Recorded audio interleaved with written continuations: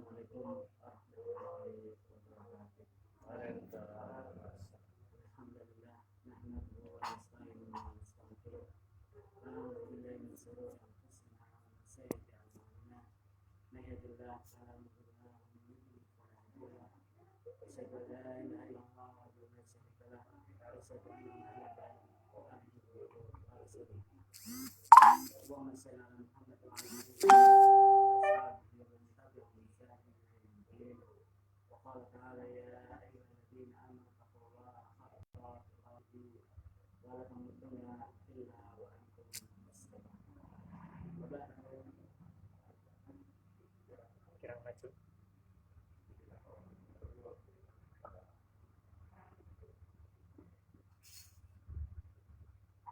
فإن أصدق الحديث كتاب الله وخير الهدي هدي محمد صلى الله عليه وسلم وشر الأمور محدثاتها فإن كل محدثة بدعة وكل بدعة ضلالة وكل ضلالة في النار.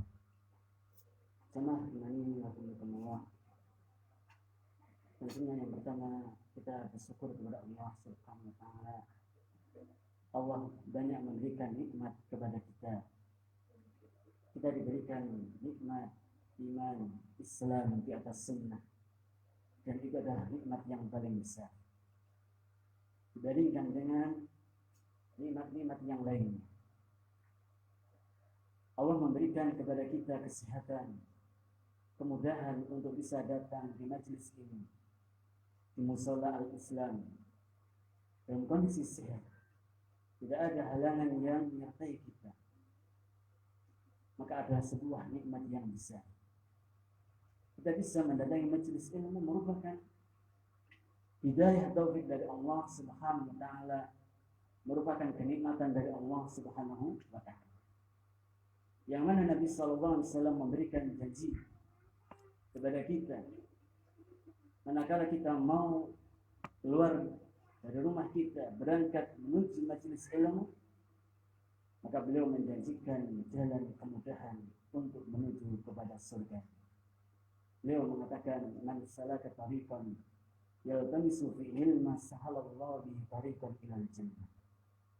Barang siapa yang menempuh perjalanan dalam rangka untuk menuntut ilmu, maka Allah mudahkan baginya jalan menuju surga. Oleh karena itu, kenapa Nabi sallallahu alaihi wasallam menjanjikan bagi orang yang menuntut ilmu syar'i dimudahkan baginya jalan menuju surga? Karena baginya orang yang menempuh perjalanan, orang yang menuntut ilmu, maka dia akan mengenal Allah Subhanahu wa taala. Dia pahami hak-hak Allah taala yang menjadi kewajiban kita sebagai hamba, dan perkara yang paling diwajibkan oleh Allah, yakni berkaitan dengan masalah tauhid, masalah akidah, dan bisa menjauhi perkara yang paling Allah larang, yakni berupa kesyirikan. Ikhwani wa akhwati azani wa azakumullah. Salam dan salam semoga selalu kita sampaikan kepada Nabi, keluarganya, sahabatnya, dan orang-orang yang senantiasa istiqomah di atas sunnah beliau. Karena beliau Nabi sallallahu alaihi wasallam, beliau berdakwah, menyeru, mengajak kepada keluarga, kepada umat, kepada seluruh manusia, bagaimana bisa mengenal Allah Subhanahu wa taala, bisa menjadikan beribadah kepada Allah Subhanahu wa taala dengan sebenar-benarnya, yang menjadikan keridhaan dan kecintaan dari Allah Subhanahu wa taala. Oleh karena itu, di pagi hari ini insyaallah tema yang akan kita ambil berkaitan dengan masalah untuk apa, untuk tujuan apa Allah menciptakan kita. Semua manusia yang memiliki iman kepada Allah Ta'ala, bahkan mungkin yang tidak beriman, bahkan sebagaimana yang terjadi pada diri mereka orang-orang musyrik Quraisy, mereka meyakini pencipta, pemberi rezeki dan yang mengatur alam semesta ini adalah Allah Subhanahu wa Ta'ala. Ketika ditanyakan kepada mereka, siapa yang menciptakan kalian, siapa yang menciptakan langit dan bumi, maka Allah tegaskan, fasayaquluna Allah. Maka mereka mengatakan Allah. Allah yang menciptakan, Allah yang melakukan itu semua. Oleh karena itu, manusia yang cerdas, yang bisa berpikir, saya ini hidup, saya ini diciptakan oleh Allah Ta'ala. Apakah hanya sekedar penciptaan manusia, hanya sekedar makan dan minum, memenuhi hajatnya, kebutuhannya dalam urusan dunia ini? Kalau hanya seperti itu, apa bedanya manusia dengan binatang? Tidak ada bedanya. Oleh karena itu, ketika aktivitas kita kalau hanya sekedar dari bangun, tidur sampai tidur lagi, apa yang ada dalam pikiran kita, apa yang ada dalam benak hati kita, kalau hanya sekedar untuk memenuhi kebutuhan kehidupan kita, makan, minum, tempat tinggal, dan sebagainya, maka tidak jauh bedanya dengan binatang. Tidak ada bedanya. Oleh karena itu, Allah menciptakan manusia dan jin. Ada tujuan yang utama di dalam penciptaan. Oleh karena itu disebutkan di dalam surat Al-Mu'minun pada ayat yang ke-119.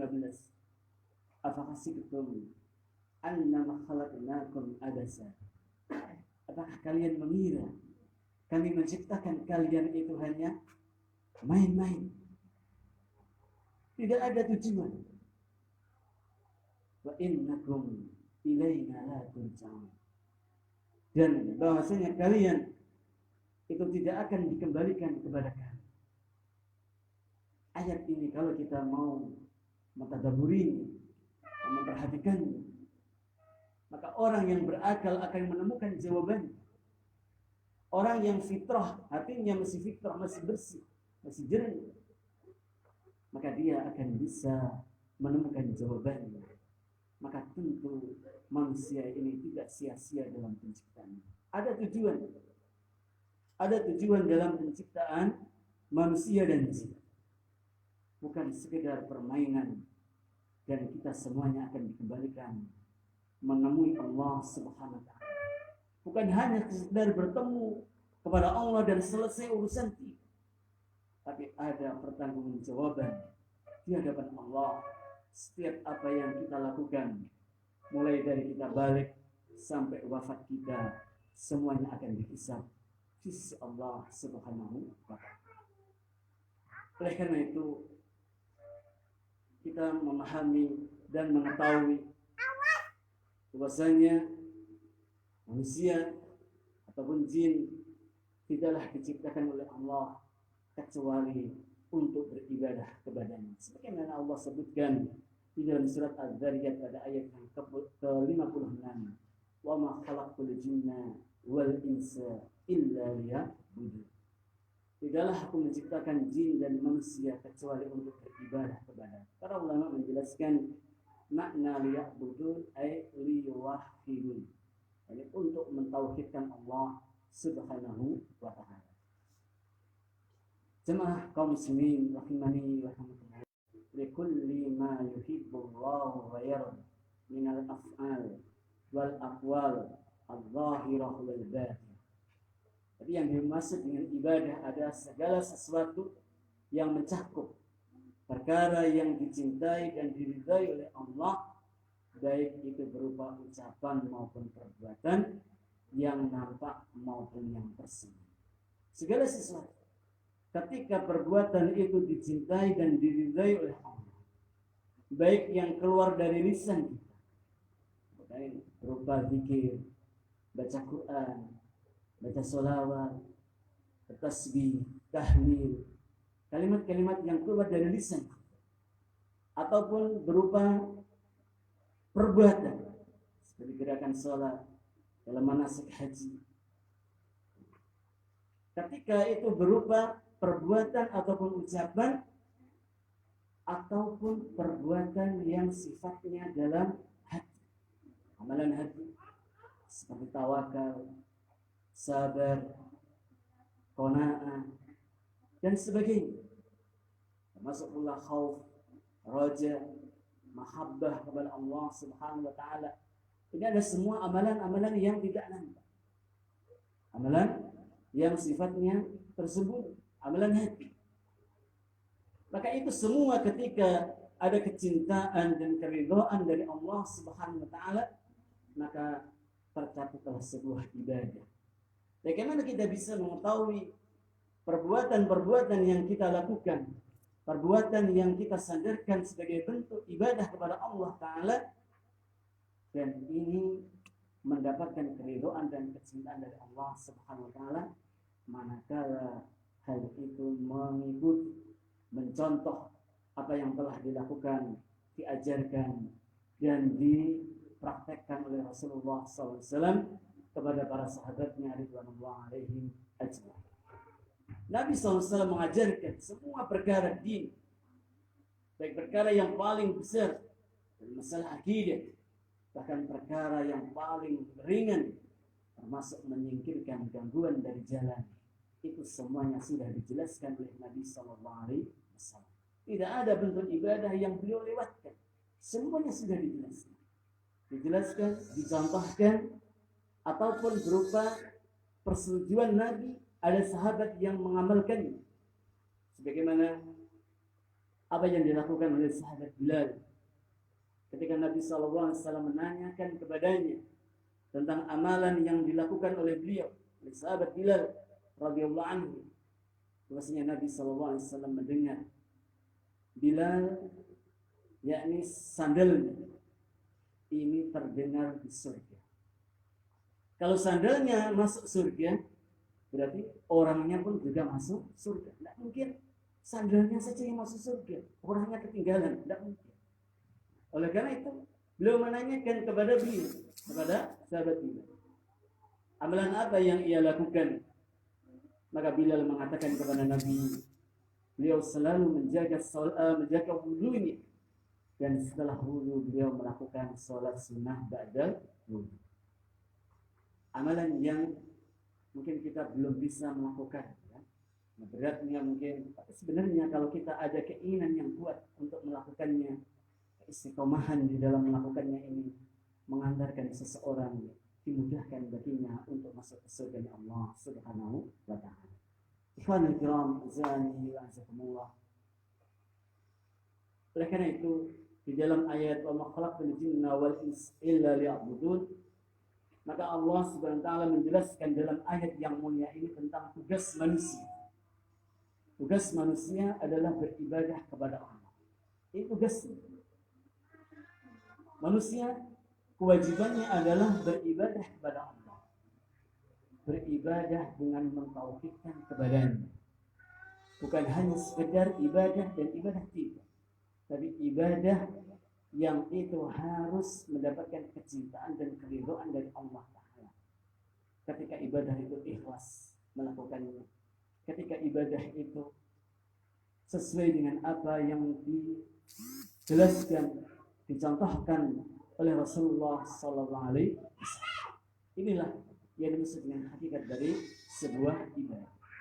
Maka banyak orang yang nanti akan menyesal di akhiratnya. Dia mengira dia telah banyak mengumpulkan amalan-amalan.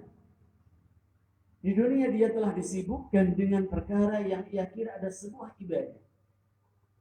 Tapi ternyata itu bukanlah sebuah ibadah, bukanlah perkara yang dicatat sebagai ibadah. Karena dia tidak mencontoh apa yang telah dicontohkan oleh Rasulullah Sallallahu Alaihi Wasallam. Kemudian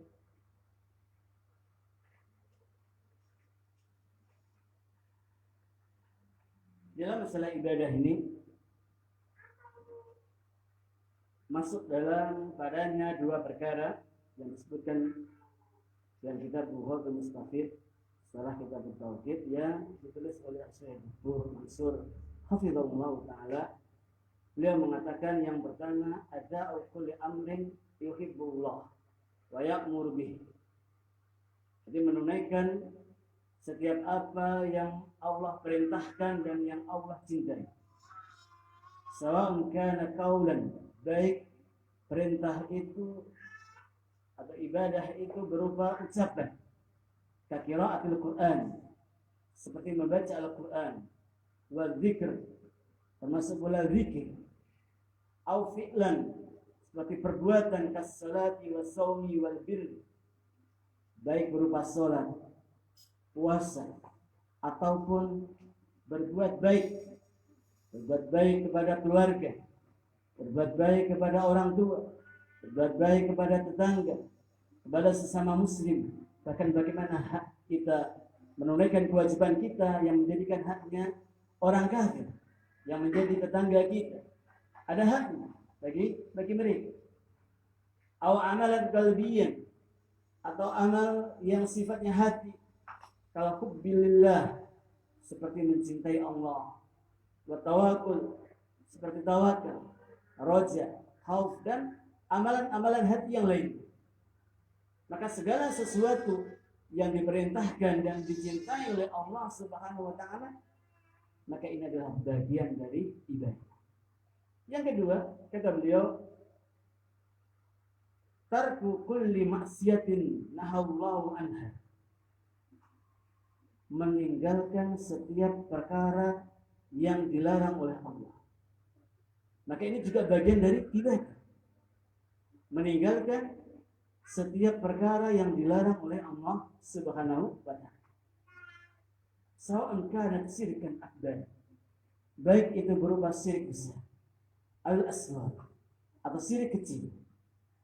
Dan dinamai syirik kecil bukan berarti dosanya kecil, tidak.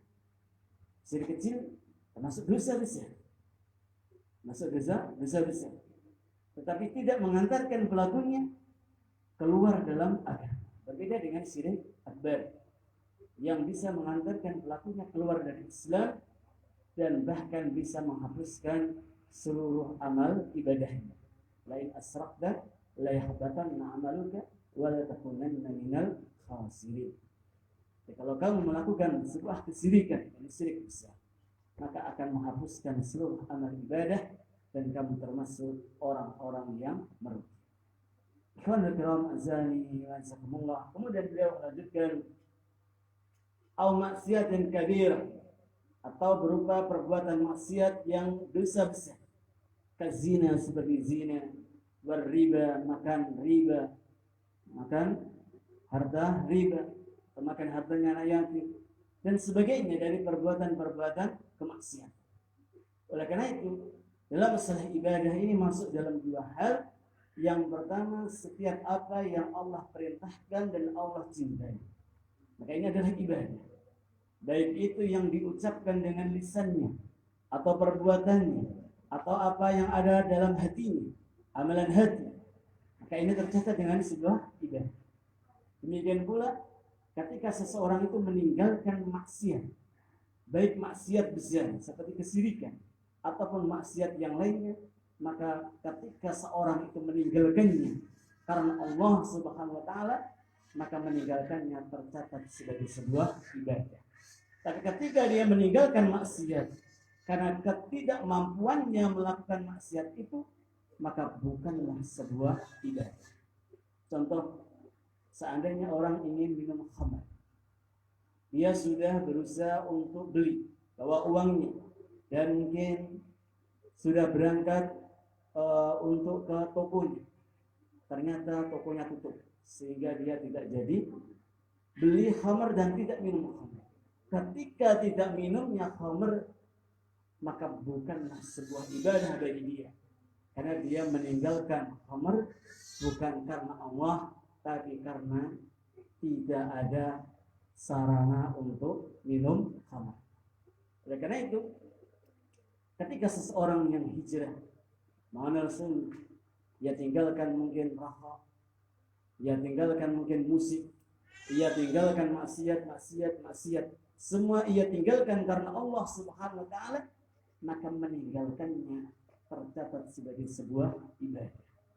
Tercatat sebagai ibadah. Oleh karena itu, Kalau seandainya kita sudah menyadari perkara ini haram, ini haram, ini haram, dan kita tinggalkan karena Allah Subhanahu wa taala, kita mengharap pahala dari Allah taala ketika meninggalkannya, maka ketika meninggalkan perkara yang diharamkan Allah, ini tercatat sebagai sebuah ibadah.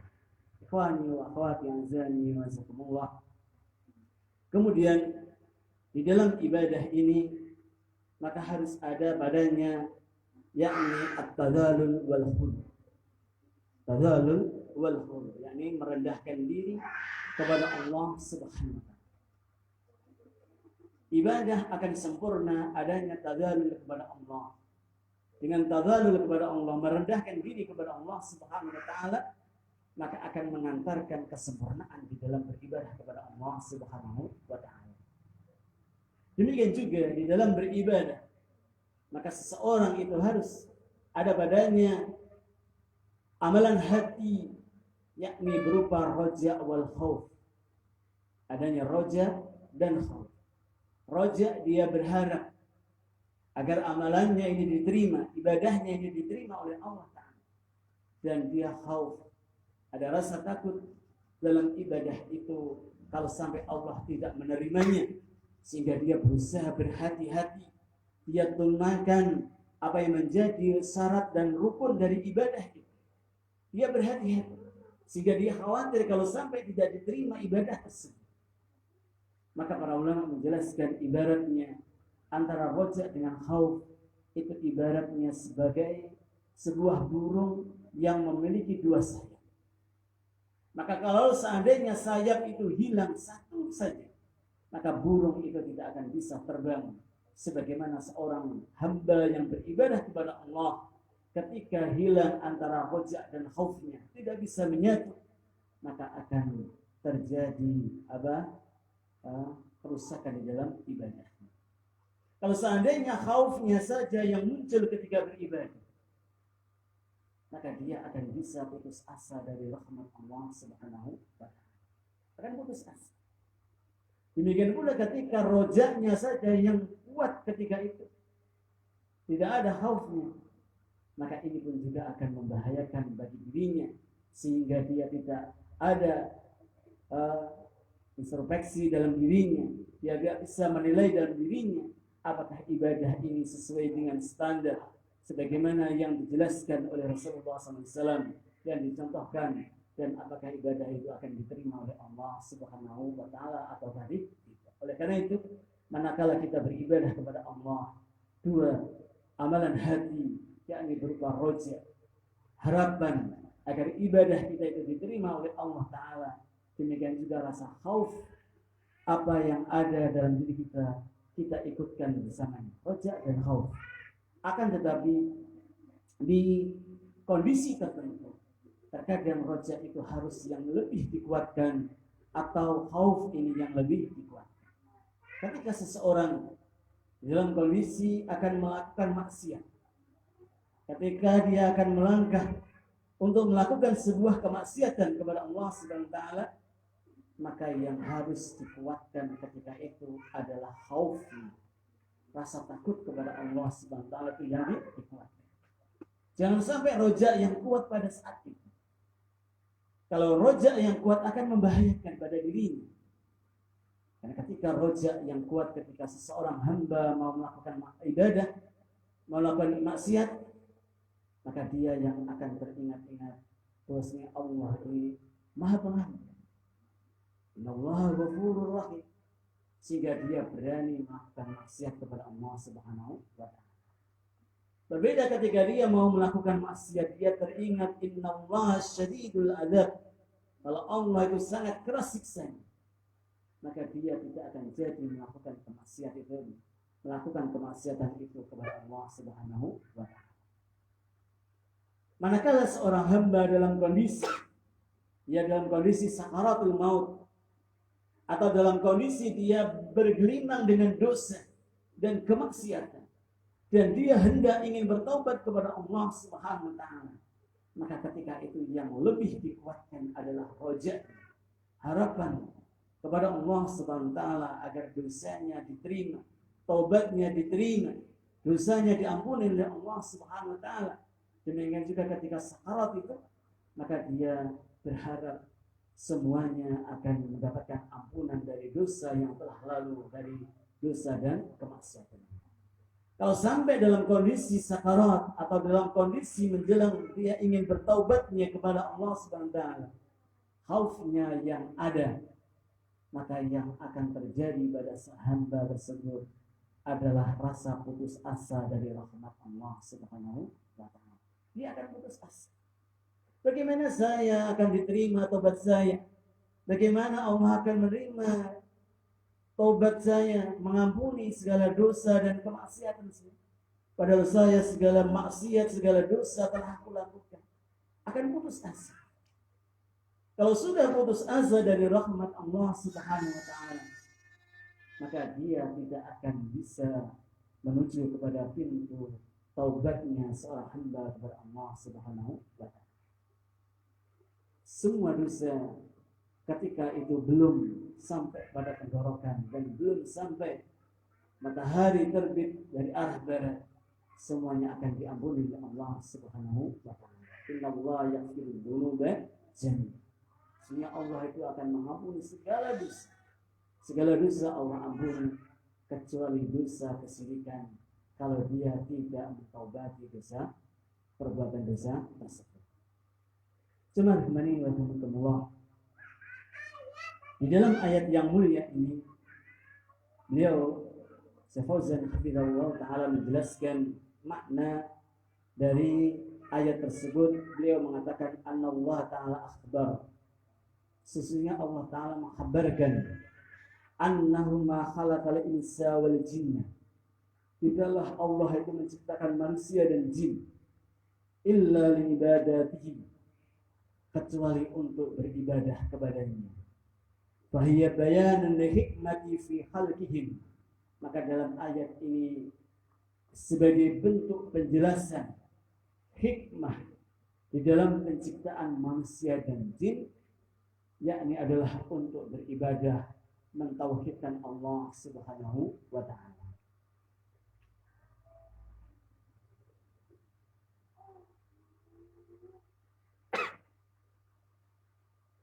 Dan tidaklah Allah Subhanahu wa taala menginginkan dari hambanya ini, jadi berupa memberikan rezeki atau memberikan makan atau kemaslahatan yang lainnya, tidak ada kecuali Allah menciptakan manusia dengan tujuan agar manusia itu mentauhidkan Allah, beribadah hanya kepada Allah Subhanahu wa taala, mengisahkan Allah Subhanahu wa taala. Oleh karena itu, kalau kita perhatikan apa yang ada dalam butir Pancasila yang pertama, ketuhanan yang Maha Esa, ini yang hanya bisa menerapkan, mengamalkan pada sila yang pertama ini hanyalah orang-orang ahli tauhid, orang-orang muslim, dan agama-agama yang lainnya tidak akan bisa menerapkan ketuhanan yang Maha Esa, tidak akan bisa memurnikan ibadah hanya kepada Allah.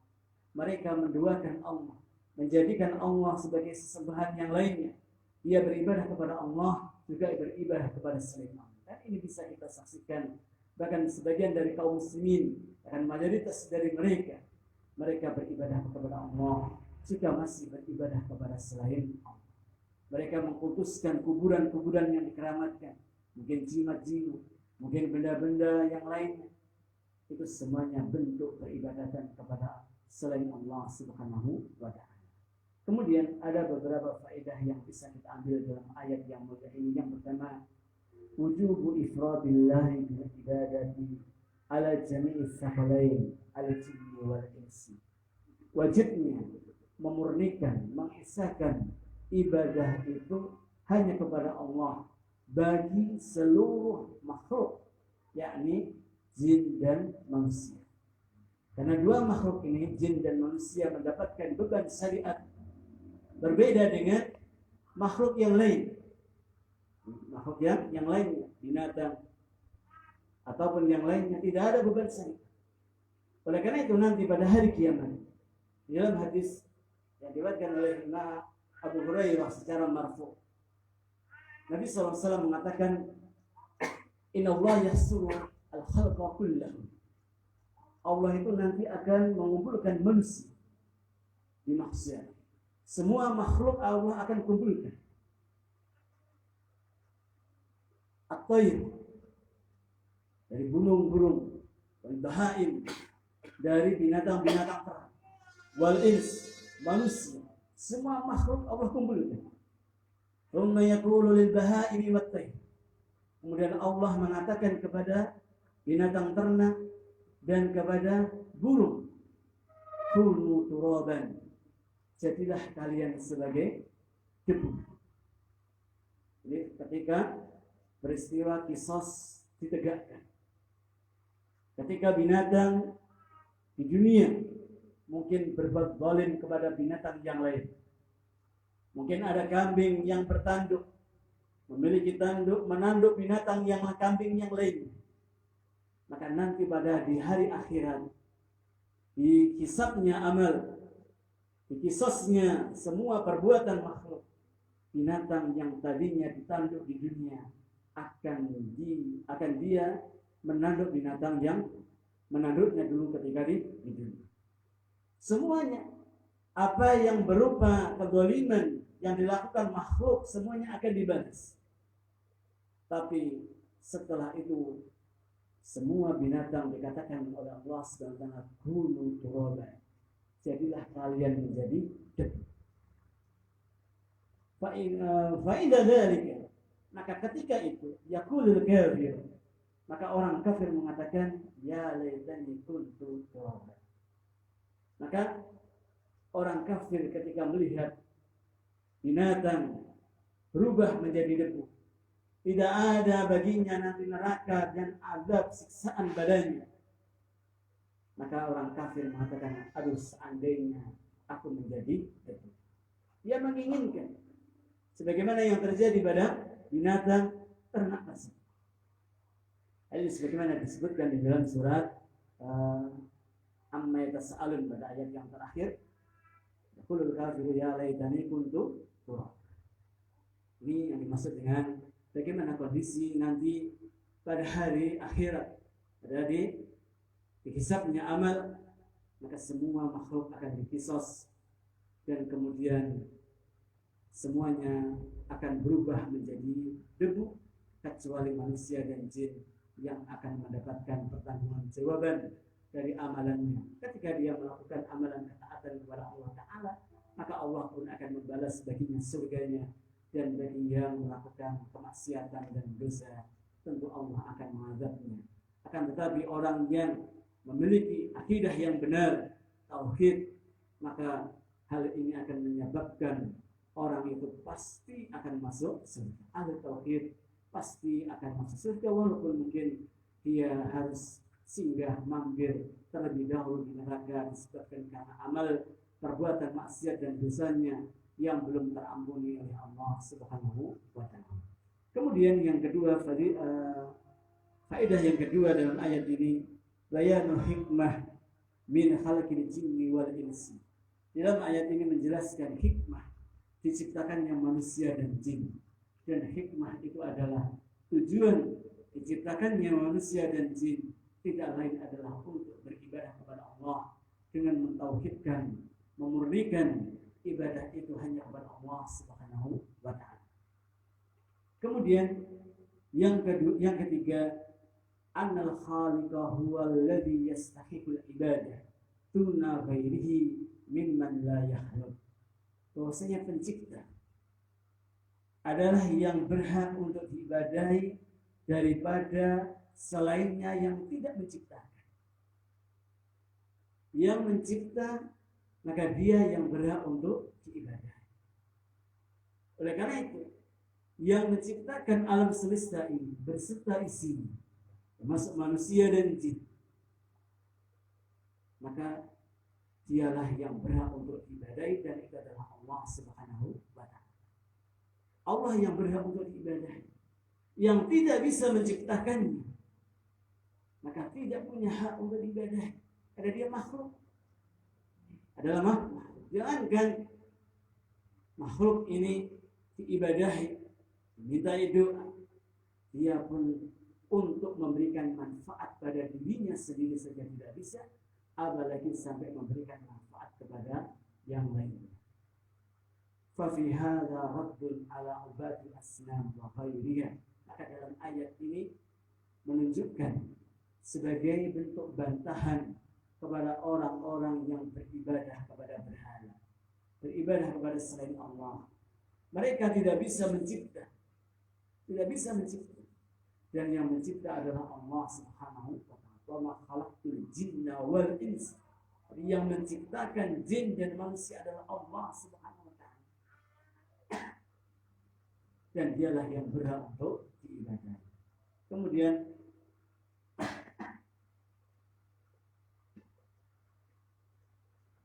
yang keempat, bayanu hinayah Allah Subhanahu wa ta'ala an khalqihi wa hajjatil khalqi ilahi bi annahu huwal khaliqu wa hum makhluqun. Dalam ayat yang mulia ini menunjukkan bahwasanya Allah itu zat yang maha kaya. Allah itu tidak butuh dengan makhluknya. Allah tidak butuh dengan makhluknya. Nah, Allah yang menciptakan mereka, yang menciptakannya, yang mengatur alam ini, yang telah menentukan, memberikan jatah rezekinya. Semuanya Allah tetapkan. Sebagaimana Allah jelaskan, wa ma min dabbatin fil ardi illa 'ala Allahi rizquha. Tidak ada binatang yang melata di muka bumi ini kecuali jatah rezekinya sudah ditentukan oleh Allah Subhanahu wa ta'ala. Semuanya, baik yang ada di permukaan bumi atau yang di dalam bumi, yang di dasar laut, yang di dalam paling dasarnya, semuanya telah ditentukan jatah rezekinya oleh Allah Subhanahu wa ta'ala. Kita tahu bagaimana ada binatang seperti bird, yakni anak dari burung gagak. Kalau kita melihat anak burung gagak ini warnanya putih, adapun gagak itu warnanya hitam. Sehingga gagak itu ketika melihat di sarangnya anaknya warnanya putih, maka dia tidak mengakui itu sebagai anaknya, karena tidak sama dengan bentuknya dengan dirinya. Maka ia biarkan anaknya itu, dia tidak mau memberikan makan. Tapi Allah telah menjamin rezeki. Dan kita tidak bisa memperhatikan bagaimana gagak kecil yang belum bisa terbang, kalau dia memaksakan dirinya untuk keluar dari sangkarnya pasti terjatuh. Tapi Allah berikan jatah rezekinya dan tidak akan terlewatkan baginya. Maka dengan sebab bahwasanya si anak dari gagak ini Allah memberikan berupa aroma-aroma dalam tubuhnya, sehingga bisa mendatangkan binatang-binatang kecil yang bisa mendatangi, mendekat ke dalam sangkarnya, sehingga itulah yang menjadi makanannya. Kita melihat bagaimana cicak yang dia merayap di dinding, sedangkan makanannya ada di antaranya adalah nyamuk yang bisa terbang. Dan kalau kita berpikir, mana mungkin bisa yang ada di dinding tidak bisa terbang, sedangkan makanannya bisa terbang. Tapi ketika Allah sudah menentukan bagaimana jatah rezekinya, maka tidak akan terlewatkan. Apalagi manusia yang Allah telah memberikan banyak kelebihan dari binatang-binatang tersebut. Allah berikan kepada kita fisik yang sempurna, akal yang sempurna, diberikan bagaimana kecerdasan kita untuk mencari rezeki dari Allah Subhanahu wa ta'ala. Maka kita tidak perlu khawatir akan jatah rezeki kita yang diberikan oleh Allah Subhanahu wa ta'ala. Kemudian bahwasanya Allah itu adalah pencipta dan manusia, jin ini adalah makhluk. Maka kewajiban kita sebagai makhluk adalah memelihara ibadah, beribadah hanya kepada Allah Subhanahu wa ta'ala. Kemudian yang terakhir, isbatul hikmah fi af'alillahi Subhanahu wa ta'ala. Ditetapkannya hikmah dalam penciptaan, dalam perbuatan Allah Subhanahu wa ta'ala. Allah itu disifati dengan sifat fi'liyah, sifat yang sifatnya berupa perbuatan. Allah berbicara, Allah melakukan begini dan begini. Semua perbuatan Allah Subhanahu wa taala itu pas layak bagi Allah Subhanahu wa taala, dan sifat Allah Subhanahu wa taala tidak ada yang menyamai dari makhluk. Laisa kamitslihi syai' wa huwas samiul basir. Tidak ada sesuatu pun yang menyerupai Allah Subhanahu wa taala dalam segala hal, dalam sifatnya, dalam penamaannya, semuanya. Dan Allah itu adalah zat yang maha mendengar dan maha melihat. Hadirin kiram azani wasakumullah. Demikian yang disampaikan pada kesempatan hari ini. Mudah-mudahan jadi ilmu yang bermanfaat bagi kita semuanya. Sedikit dan ingin bisa mengingatkan bagi kita semuanya agar kita terus bersemangat untuk menuntut ilmu syar'i, mengamalkannya, dan kita bisa istiqomah di atas sunnah Nabi SAW sampai akhir hayat kita. Dan dengan istiqomah itu mudah-mudahan bisa mengantarkan puncak keimanan kita kepada Allah Subhanahu wa taala, dan Allah wafatkan kita dalam kondisi pada sebaik-baik keimanan, sehingga kita dalam kondisi diwafatkan dalam keadaan husnul khatimah. Akhir dalam subhanallah wa bihamdihi wa akhir da'wana alhamdulillahirabbil alamin. Wassalamualaikum warahmatullahi wabarakatuh.